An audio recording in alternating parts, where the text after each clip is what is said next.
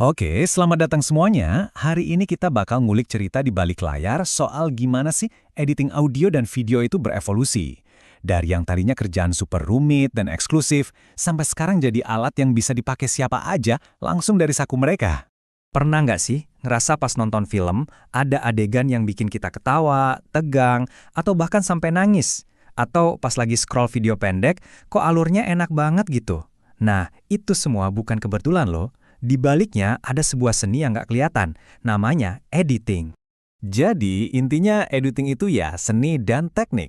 Bukan sekedar potong tempel ya, tapi ini soal gimana caranya membentuk cerita, ngatur ritme, dan yang paling penting, membangkitkan emosi.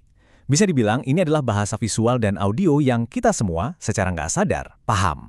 Biar kita paham udah sejauh apa perkembangannya, yuk kita lompat dulu ke masa lalu. Ke era di mana editing itu benar-benar kerjaan tangan yang butuh ketelitian super tinggi, dan jujur aja, prosesnya ribet banget. Coba bayangin deh, setiap potongan yang dibuat itu permanen. Di tahun 20-an, editor film itu kayak seorang pengrajin. Beneran megang gunting sama selotip, nyambungin potongan film satu persatu. Terus, tahun 50-an muncul pita magnetik, oke, sedikit lebih fleksibel, tapi kita tetap harus kerja berurutan dari awal sampai akhir. Dan bahkan sampai tahun 80-an, semua ini cuma bisa dilakuin di ruang edit khusus yang harganya selangit. Prosesnya itu sering disebut bedah film, dan emang rasanya kayak gitu. Bener-bener bikin sayatan fisik di filmnya. Salah potong, wah itu kesalahan yang mahal banget. Mau ubah urutan adegan, ya harus dibongkar semua, mulai lagi dari awal. Nggak ada tuh yang namanya tombol undo. Terus, semuanya berubah. Datanglah sebuah lompatan teknologi yang mengubah editing dari kerjaan fisik jadi proses digital yang jauh lebih fleksibel. Inilah momen yang bikin semua orang jadi bisa cerita lewat visual. Nah, yang bikin revolusi ini dahsyat banget bisa kita lihat di sini. Bedanya jauh banget. Digital itu non-linear, artinya kita bisa loncat ke bagian manapun di video kita kapan aja. Prosesnya juga non-destruktif, jadi file asli kita selalu aman. Mau coba 20 versi berbeda dari satu adegan? Bisa banget. Tombol undo tiba-tiba jadi sahabat terbaik setiap editor.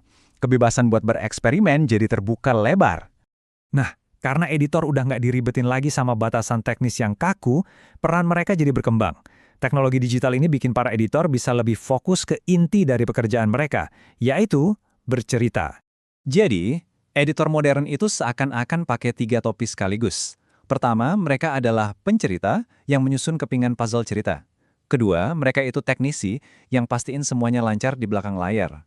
Dan yang nggak kalah penting, mereka adalah pencipta suasana yang pakai semua alat yang ada untuk membuat kita merasakan sesuatu. Coba kita lihat diagram ini. Ini ngegambarin prioritasnya dengan jelas banget.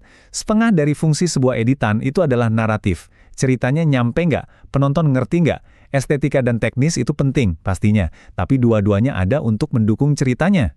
Kutipan dari sutradara legendaris Francis Ford Coppola ini benar-benar pas. Editing itu bukan sekedar proses mekanis, tapi alkimia. Sebuah proses yang terasa magis, yang mengubah potongan-potongan gambar mentah jadi emas sinematik. Oke, sekarang yuk kita tarik semua sejarah panjang ini ke masa kini, ke perangkat yang ada di genggaman kita sekarang. Karena evolusi ini nggak berhenti di studio film aja.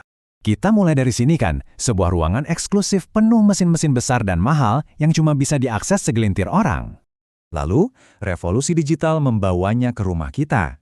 Para kreator bisa membangun studio canggih di kamar mereka, melahirkan generasi baru pencerita di platform kayak YouTube. Dan sekarang kita di sini, editing jadi instan, ada di ponsel, dan jadi bagian dari cara kita komunikasi setiap hari di media sosial. Lebih dari 1 miliar orang setiap bulannya pakai platform seperti TikTok. Dan di sana, setiap penggunanya, sadar atau enggak, udah jadi editor.